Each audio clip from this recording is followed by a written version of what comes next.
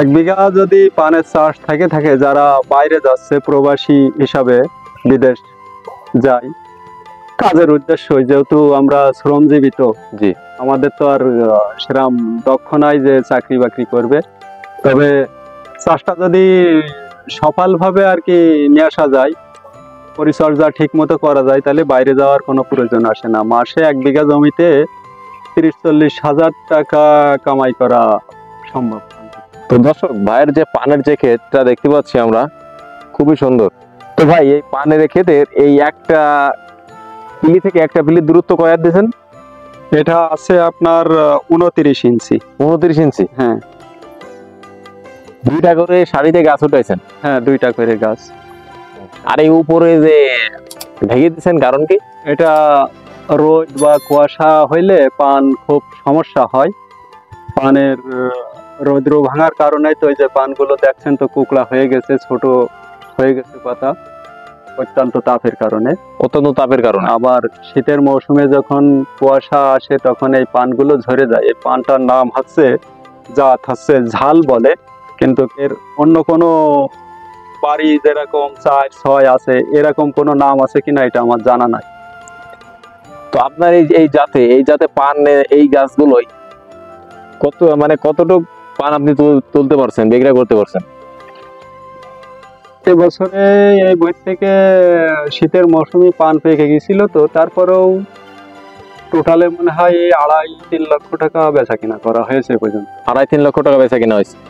তো ভাই, এই পানগুলো তো আমরা দেখতে পাচ্ছি বাজার করার উপযুক্ত পান, তাই এগুলো কবে তুলবেন? এগুলো এখনো উপযুক্ত হয়নি, আরো বেশ কিছু টাইম লাগবে।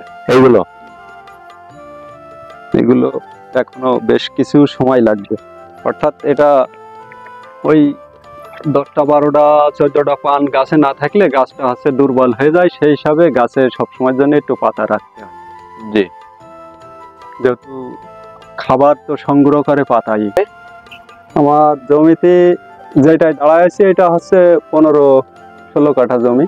15-16 কাঠা জমিতে আর কি পান চাষ করছেন। দর্শক, তারা পান খেতে যে পানের পাতাগুলো কিন্তু খুব সুন্দর। তো ভাই, এই সাইজ এগুলো এরকম হয়ে গেছে? এগুলো হয়েছে অর্থাৎ কিছু জাপ পোকার কারণে, আবার এবছর তো অত্যন্ত খরা পড়েছে, জি, অত্যন্ত তাপমাত্রার কারণে এই পান এরকম হয়ে গেছে। এটা একটু ছোট হয়ে গেছে, কিন্তু এখন বর্তমান আর কি এগুলো ফ্রেশ হয়ে আসছে, নিয়ন্ত্রণে এসে গেছে, যেটা পোকাটা আর কি সরে গেছে। তো ভাই, এই পান চাষে কেমন বাজারজাত করতে পারেন? বাজারজাত বলতে কি, এটা তো যেহেতু সবজি জাতীয় ফসলই মনে করতে হবে, কিন্তু বাজারজাত হয়, খারাপ না। চাষে মোটামুটি লাভজনক কিছু আছে, তবে মানে ব্যয়বহুল চাষ বলা যায় এটা। ব্যয়বহুল চাষ। ব্যয়বহুল চাষ।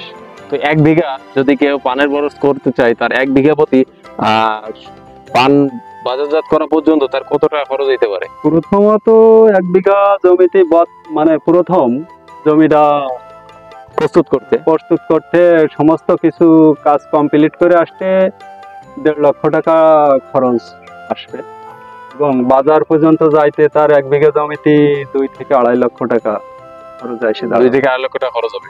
তো 2-2.5 লক্ষ টাকা খরচ করে সে আর কি কত টাকা বিক্রয় করতে পারবে? এটা হচ্ছে ফসল যদি ভালো হয়, ভালো থাকে, মানে কোনো রোগ বালাই না আসে, তাহলে 3-4 লক্ষ টাকা বেচা কিনা করা সম্ভব। 1 বিঘা যদি পানের চাষ থাকে যারা বাইরে যাচ্ছে প্রবাসী হিসাবে বিদেশ যায় কাজের উদ্দেশ্য, যেহেতু আমরা শ্রমজীবিত, জি, আমাদের তো আর সেরকম দক্ষ নাই যে চাকরি বাকরি করবে। তবে চাষটা যদি সফলভাবে আর কি নিয়ে আসা যায়, পরিচর্যা ঠিক মতো করা যায়, তাহলে বাইরে যাওয়ার কোনো প্রয়োজন আসে না। মাসে 1 বিঘা জমিতে 30-40 হাজার টাকা কামাই করা সম্ভব।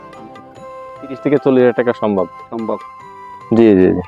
তো ভাই, যদি কোনো কৃষক এই ভিডিও দেখে পান চাষে উদ্যোগটা শুরু করে, তা আপনি তাদের উদ্দেশ্যে কি বলতেছেন?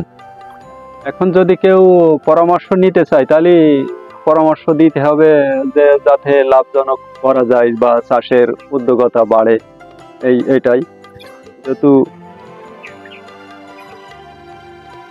আমি একজন চাষি, সেই হিসাবে তো আর একজন চাষির উপকার যাতে আসে সেটাই চেষ্টা করতে হবে।